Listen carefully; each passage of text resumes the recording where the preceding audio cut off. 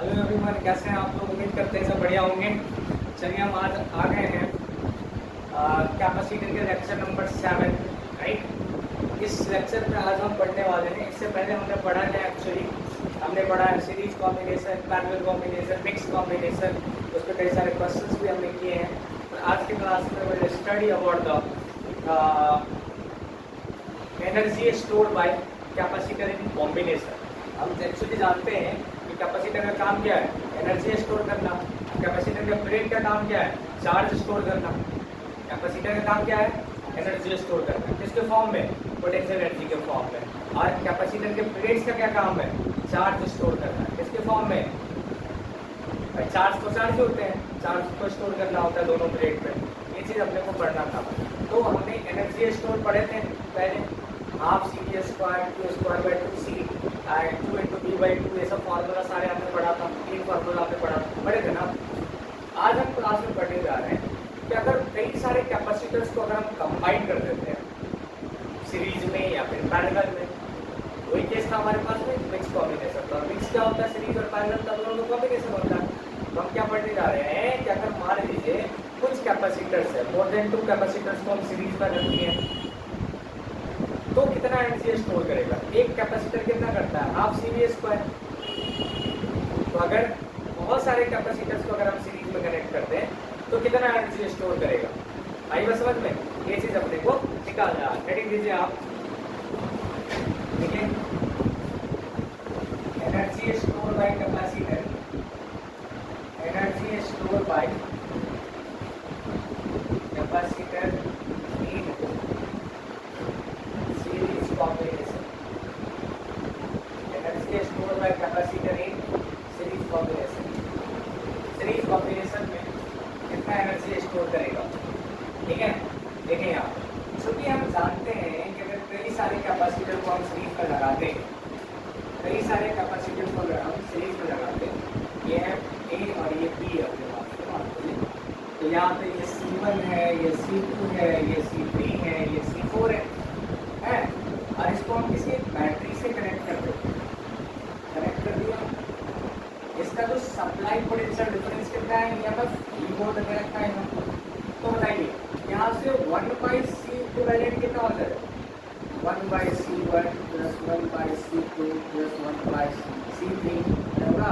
और प्लस का होगा 1/c4 है, यहाँ पे 4 है। यहाँ पे n होता तो हो जाता 1/c4 यानी 1/cn हो जाता, होता ना। यहाँ पे 4 है तो यहाँ पे हम टोटल 4 लिखते हैं। अब लोग क्या करना है, एनर्जी स्टोर लिखते हैं। तो U का जो फार्मूला होता है, क्या होता है ये formula, half C V square, half C V square होता है। लेकिन यहाँ पे क्या है जी, सारे कैपेसिटर्स कितने हैं जी, यहाँ पे देखिए 1/c आ गया ना टोटल सी इक्विवेलेंट का वैल्यू। तो इसको हम लिख सकते हैं क्या, देखिए फार्मूला यहाँ पे एक कैपेसिटर के लिए कितना एनर्जी स्टोर हो जाएगा, 2 स्क्वायर बाई 2c होगा U1। U2 का वजह से कितना आ जाएगा, 2 स्क्वायर बाई 2c2। U3 की वजह से कितना आ जाएगा, 2 स्क्वायर बाई 2c3 होगा ना। U4 की वजह से कितना होगा, U4 2 स्क्वायर बाई 2c4। अगर मैं टोटल एनर्जी को मैं स्टोर करूँ यहाँ पे, U कॉम्बिनेशन बराबर कितना आ जाएगा, U1 plus U2 plus U3 plus U4 हो जाएगा, होगा ना। अगर मैं कंबाइन करूँ तो 2 स्क्वायर बाई कितना है, 2c1 plus 2 square by 2c2 plus 2 square by 2c3 plus 2 square by 2c4। सारे में 2 स्क्वायर बाई 2 क्योंकि चार सब सेम है, तो यहाँ पे फॉर्मूला लगा सकते हैं। 2 स्क्वायर बाई 2 को हमने कॉमन कर दिया, यहाँ आ गया 1/c1 plus 1/c2 plus 1/c3 plus 1/c4। कितनी हो गया, यहाँ से जो हो गया, यहाँ आ गया 2 स्क्वायर बाई 2 है ना। ये 1/c1 प्लस 1/c4 पूरा का पूरा क्या है, 1/c इक्विवेलेंट आ गया। क्या है क्या, यानी कि अगर मैं देखूँ यहाँ से तो U कॉम्बिनेशन का एक फार्मूला आ गया अपने पास, क्या, 2 स्क्वायर बाई 2 c इक्विवेलेंट आ गया है कि नहीं है। देखो समझ आई बातें, छाप जल्दी।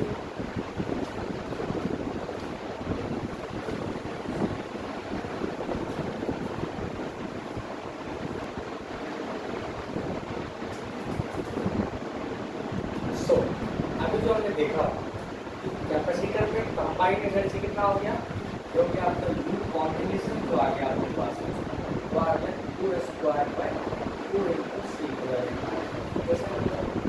पर बैटरी को तो एनर्जी सप्लाई कर रहा होगा, बैटरी को एनर्जी सप्लाई करेगा, तो बैटरी कितना एनर्जी सप्लाई करेगा यहाँ से, तो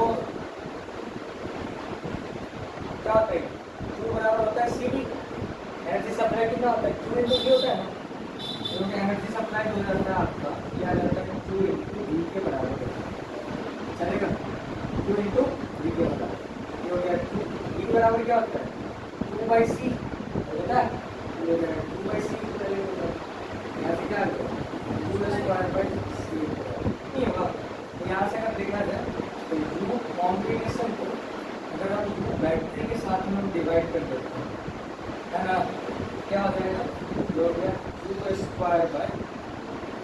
इक्विवेलेंट डिवाइडेड बाय क्या होगा 2^2/2C इक्विवेलेंट, 2^2/C इक्विवेलेंट है ना, बस 2^2/C इक्विवेलेंट 2^2/C इक्विवेलेंट से क्या हो गया डिवाइड करेंगे हम कर दिया, इसलिए क्या हो गया ये 1/2 कितना हो गया, ऑब्जेक्टिव क्वेश्चन है ये दोनों का अगर रेशियो कितना आता है 1/2 आता है, अंडरस्टैंड साथ में ये हो गया आपका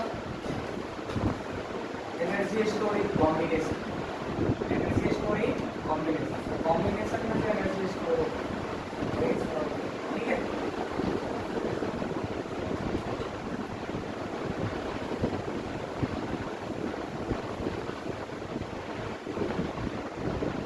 बात समझ में आ गई, नेक्स्ट क्या होगा हेडिंग लीजिए energy store bye capacitor in parallel combination,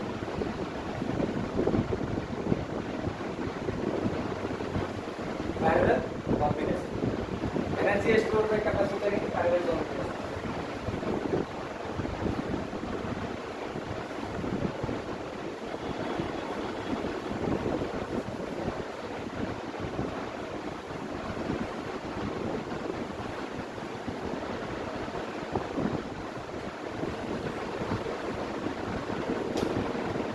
store bye capacitor in parallel combination, parallel combination ठीक है। यहाँ से लूप कॉम्बिनेशन जो है पैरेलल कॉम्बिनेशन में क्या होता है वोल्टेज सबका सेम होता है, वोल्टेज सबका सेम होता है, तो ये लूप कॉम्बिनेशन कितना हो जाएगा अगर एक कैपेसिटर की बात किया जाए तो कितना होगा, एक कैपेसिटर कितना एनर्जी स्टोर करेगा हाफ C² ये होगा, ये हो जाएगा हाफ C1 बीटा स्क्वायर ये होगा, दूसरा कितना स्टोर करेगा Q2 कितना करेगा हाफ C2 BS², तीसरा कितना करेगा हाफ C3 BS² नहीं करेगा क्या, इसी प्रकार यहाँ पे अगर मैं बात करूँ तो टोटल कॉम्बिनेशन कितना आ जाएगा, तो लूप कॉम्बिनेशन जो आ गया आपका तो क्या सबको ऐड कर देंगे अपन, सबको ऐड कीजिएगा देखिए यहाँ से तो हाफ सब में कॉमन हो जाएगा, अब BS² के सब में क्या हो गया कॉमन हो जाएगा, बचेगा क्या C1 plus C2 plus C3 plus C4 dollar चलता रहेगा, नहीं चलेगा क्या, ओवरऑल जो अपने पास में वैल्यू आ गया, क्या वैल्यू आ गया, क्या वैल्यू आ गया देखिए लूप कॉम्बिनेशन जो आ गया अपने पास में क्या आ गया आपका half C1 plus C2 plus C3 plus C4 नहीं होगा क्या, तो वैल्यू कितना आ गया आपके पास, क्या आ गया आपका C इक्विवेलेंट, क्या आ गया C इक्विवेलेंट इनटू BS², चलेगा नहीं चलेगा, इसलिए क्वेश्चन नंबर 1 ठीक है। अच्छा बैटरी कितना सप्लाई करेगा, बैटरी कितना सप्लाई करेगा, तो बैटरी क्या होता है Q इंटू V होता है, Q इंटू V होता है, क्या होता है क्या, तो Q बराबर क्या होता है CD, जो हो गया आपका C equivalent into V into V क्या हो गया C equivalent into BS², question number 2। Now अगर आप कॉम्बिनेशन को कैसे डिवाइड करते हो, आप बैटरी के साथ कैसे डिवाइड करते हो, आप बैटरी के साथ अगर डिवाइड करते हो तो क्या हो गया half C equivalent into BS² divider में क्या हो जाएगा C इक्विवेलेंट इंटू BS², इस पार्ट से पार्ट क्या हो गया पूरा कैंसिल, तो आंसर आ गया आपका 1/2 कितना आ गया 1/2 के बराबर, नहीं समझे, दोनों ही केस में रेशियो ऑफ एनर्जी कितना आ गया 1/2 आ गया, बट कॉम्बिनेशन देख रहे हो आप, तो डायरेक्ट फार्मूला बेस पे अगर आपको कॉम्बिनेशन निकालना है तो C इक्विवेलेंट निकाल दो, आप C BS² से वहाँ पे मल्टीप्लाई कर दो, यहाँ पे क्या आ जाएगा वैल्यू आपका आ जाएगा, समझे नहीं समझे।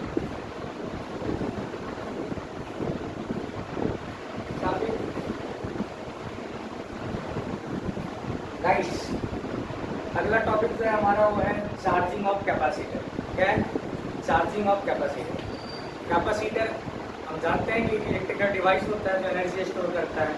अब एनर्जी स्टोर कैसे करेगा? वो चार्ज रहेगा उसमें तभी एनर्जी स्टोर करेगा, क्योंकि हम जानते हैं पोटेंशियल एनर्जी का फॉर्मूला क्या होता है? Q इंटू वी होता है।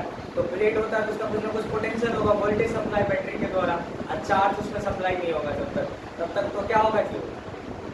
तब तक वो चार्ज, तब तक वो एनर्जी स्टोर नहीं करेगा, potential energy.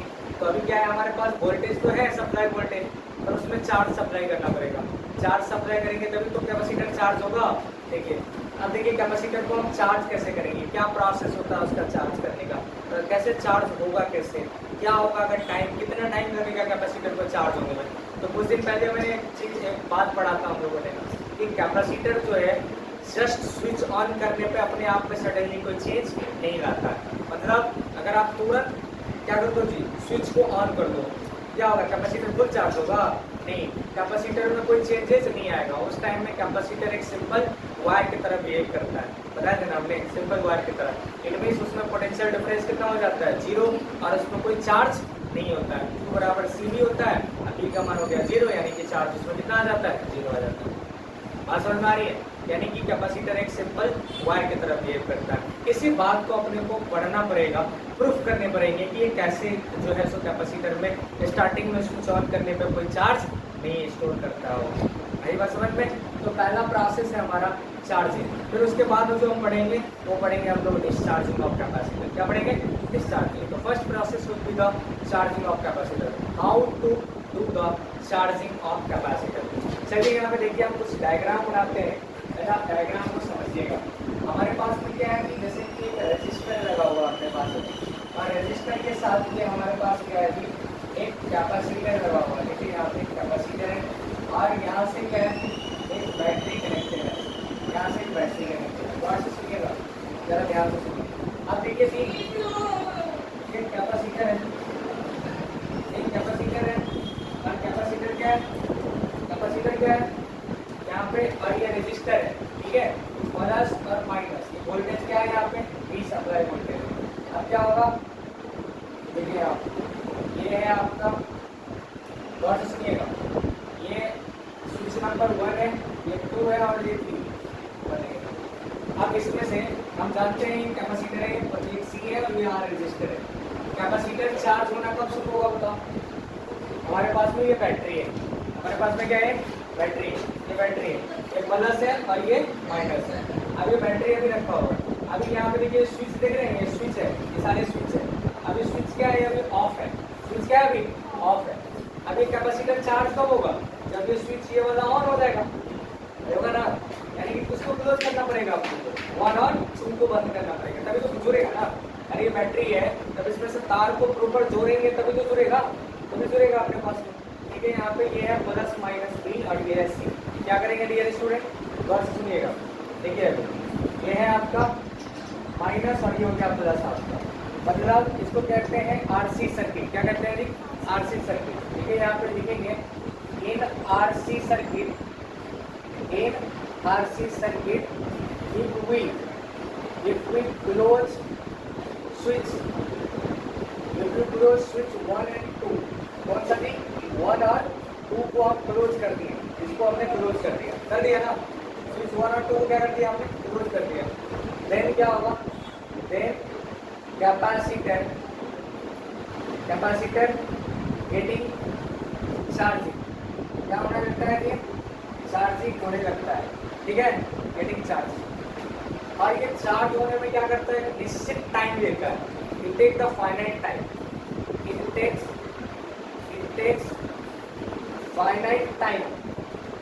finite time to get complete charge,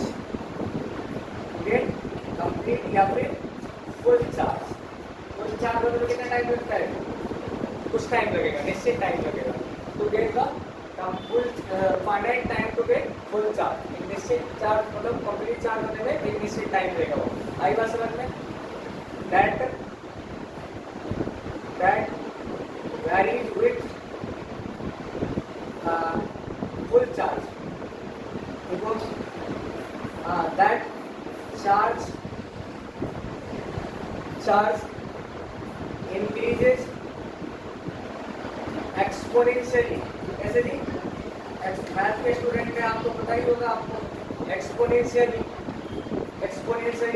increase हो जाता है बाय इंक्रीजिंग टाइम के, बाय इंक्रीजिंग टाइम। ये टाइम के इंक्रीज होने से क्या हो जाता है जी? इंक्रीज हो जाता है, लगातार जो है सो बढ़ते रहता है। देखेंगे यहाँ पे such that q is equals to q naught e के power q naught 1 minus e के power minus t by R C.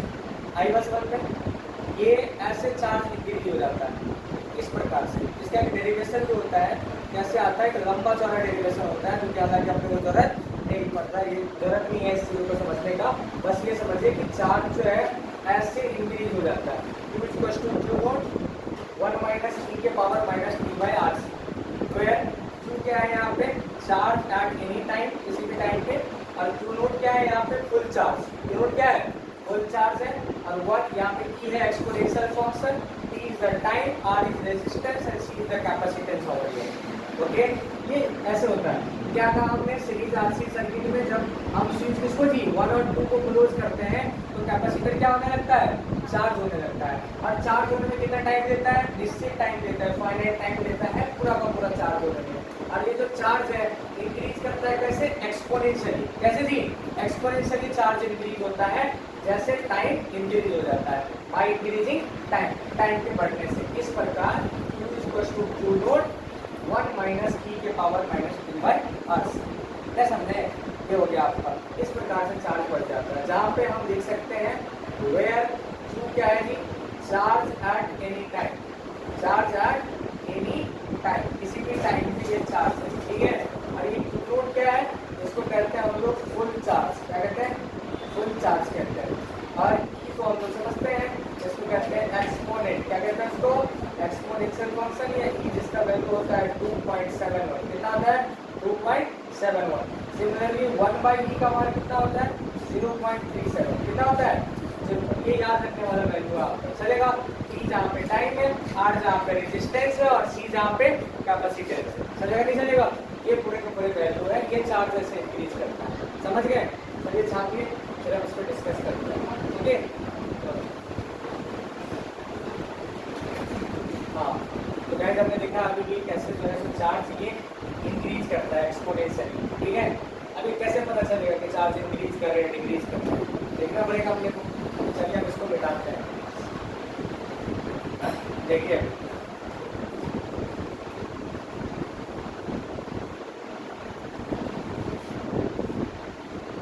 क्या है? देखिए जी, पहला केस नंबर 1 में equals to 0 second, equals to 0 second. मतलब क्या इसको कहते हैं? Just switch on, just switch on. तुरंत आपने क्या कर दिया? स्विच को ऑन कर दिया, जस्ट स्विच ऑन कर दिया, जस्ट स्विच ऑन कर दिया। इस केस में क्या हो जाएगा? कितना चार्ज होगा बताओ जरा? q इक्वल्स टू जो अपने पास है q नोट 1 माइनस e के power minus t by R C. अच्छा जानते हैं एक बात और, क्योंकि q equals to q naught और 1 माइनस e के पावर माइनस t बाई, इसको पढ़ते हैं टाउ। क्या पढ़ते हैं? टाउ। टाउ इक्वल्स टू क्या आ गया? R C. इसको कहते हैं रिलैक्सेशन टाइम। क्या कहते हैं इसको? रिलैक्सेशन टाइम कहते हैं। समझे या नहीं समझे? रिलैक्सेशन टाइम कहते हैं उसको। यानी कि टाउ इक्वल्स टू क्या हो गया? R C. कभी निकालना हो तो ध्यान रखिएगा इस बात को। कह रहा है कि टाइम का वैल्यू 0 सेकेंड होगा। जस्ट स्विच ऑन किया, इसका मतलब है आपने जस्ट स्विच ऑन किया तो क्या करेंगे? आपने जहाँ जहाँ टी है वहाँ वहाँ 0 पुट कर दो। देखो कितना आ गया? q note into 1 minus e के पावर माइनस 0 बट्टा आर सी आएगा। नहीं आया क्या? That is q note into 1 minus e के पावर कितना आ गया?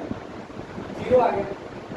यानी कि q इक्वल्स टू 1 माइनस 0 का पावर कितना आ रहा है? e के पावर 0 मतलब 1 माइनस 1 आ गया। 0 की वैल्यू कितना आ गया? 0। यानी कि देखा जाए अभी जो अपने पास है यहाँ से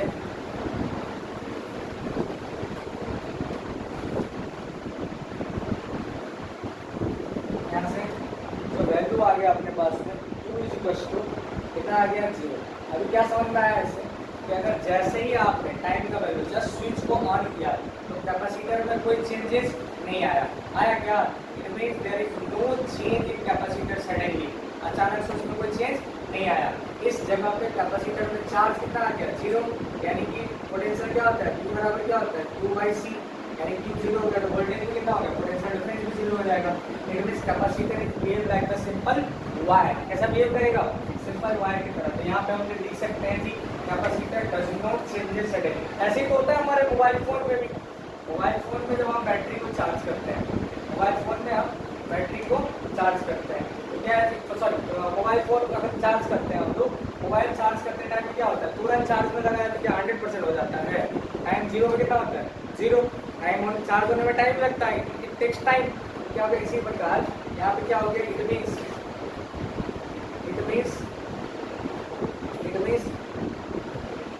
capacitor does not change suddenly. Capacitor does not change suddenly, अचानक से उसमें कोई चेंज नहीं आता। समझे बात को? यानी कि at t equals to 0, capacitor is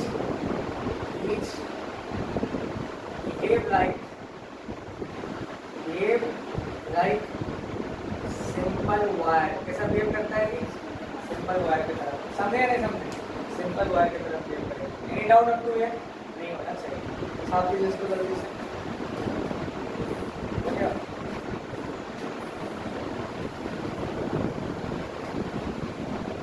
simple wire की तरह बिहेव करता है।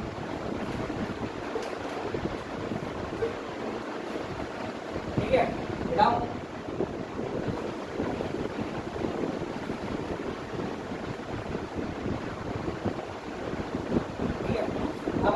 केस नंबर 2 में। केस नंबर 2 में देखते हैं कि जब टाइम का वैल्यू कुछ हो जाए, कुछ मतलब क्या हो, मान लेते हैं RC के बराबर हो गया टाइम। किसके बराबर हो गया?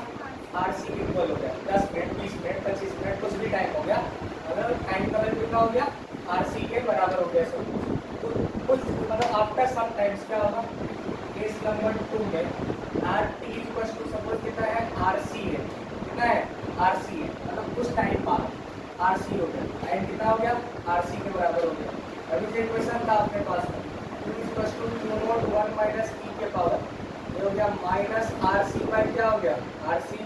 ये हो गया Q0 इंटू 1 माइनस e के पावर, ये हो गया -1, यानी कि Q0 इंटू कितना हो गया? 1 माइनस 1 बाई e के बराबर हो गया। ठीक है? तो कितना हो गया? Q0 इंटू 1 माइनस, अभी तुरंत बोला था आपको, अभी मैंने क्या बोला था कि 1 बाई ई का वैल्यू कितना होता है? 0.37। अभी तुरंत बोला था ना? 0.37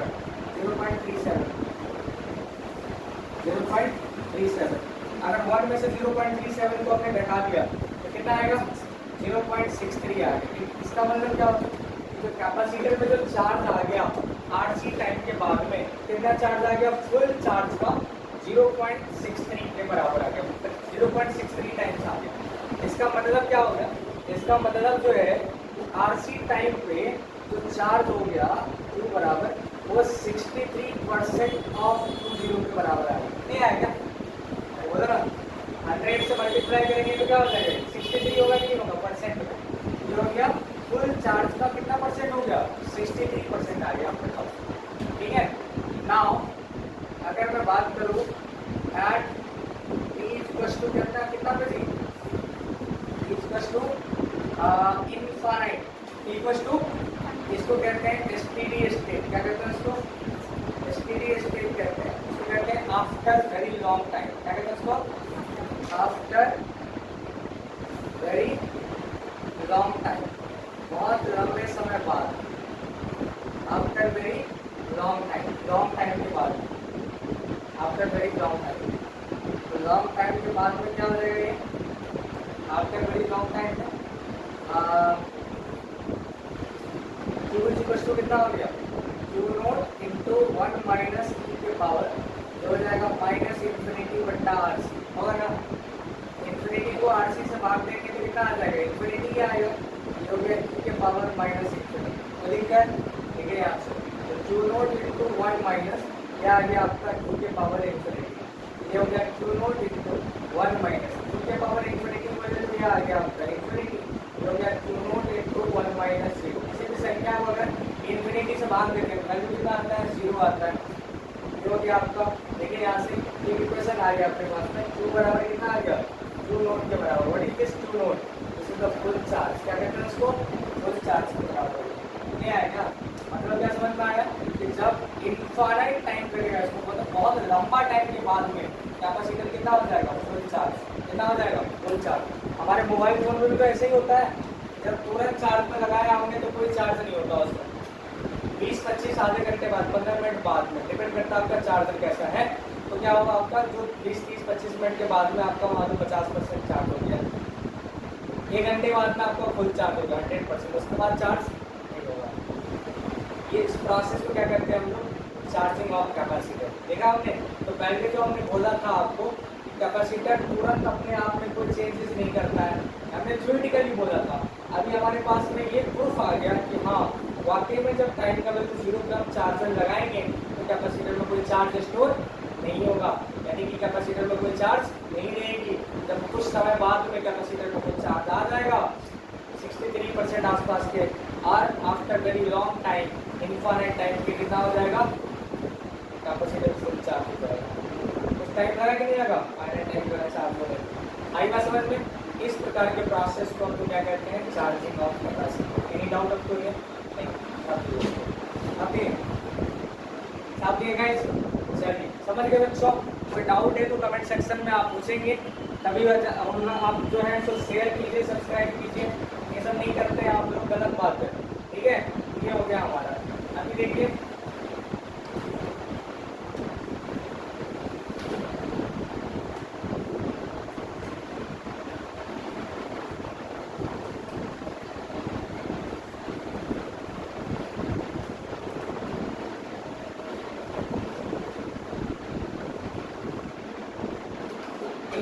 विदाउट अप टू ईयर नहीं होना चाहिए।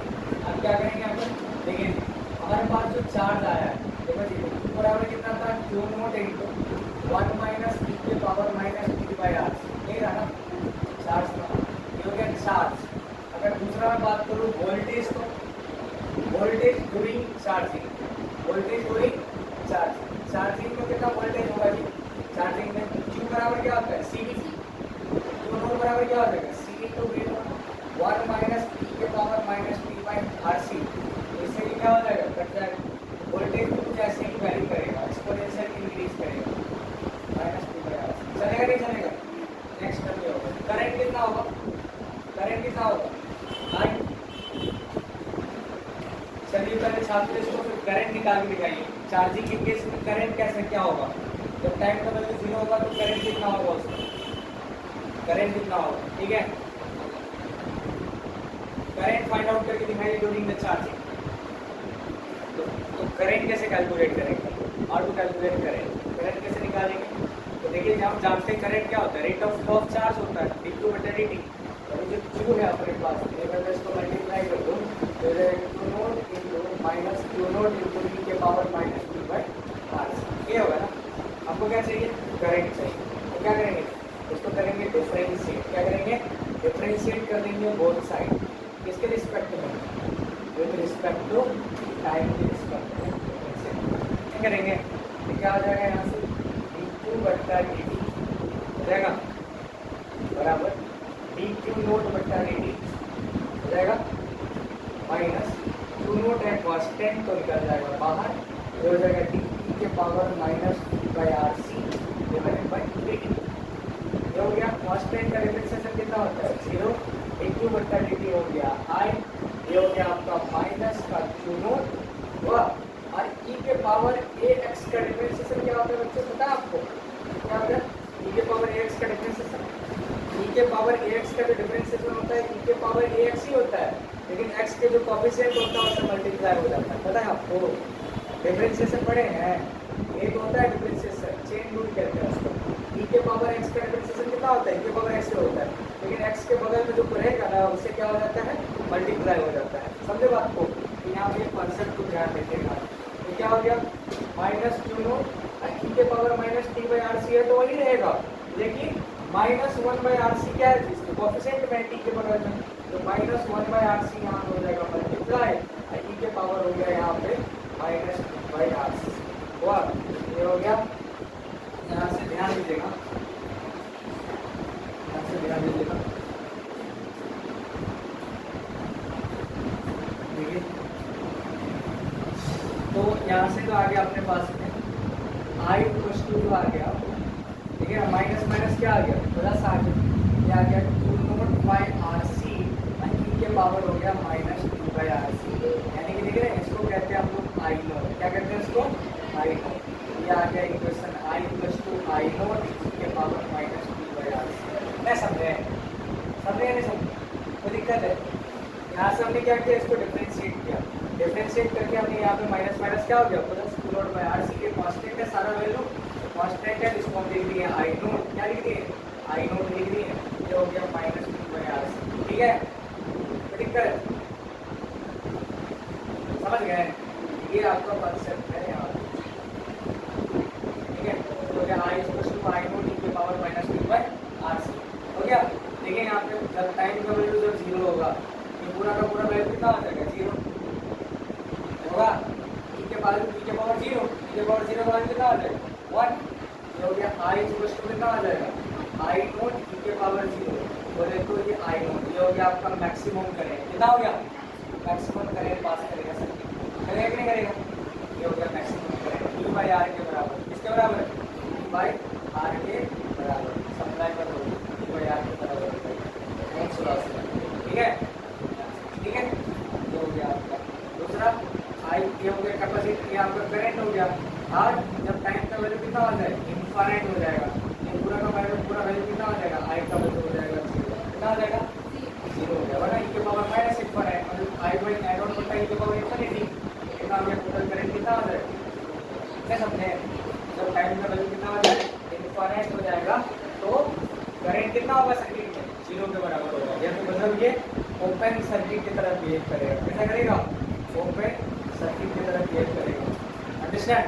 तो ये हो गया आपका ओपन सर्किट, तो जब टाइम का वैल्यू इनफाइनाइट हो जाए तो क्या होगा, ओपन सर्किट की तरफ बिहेव करता है। तो हो गया सारी बातें, this is the numerical charging of capacitor.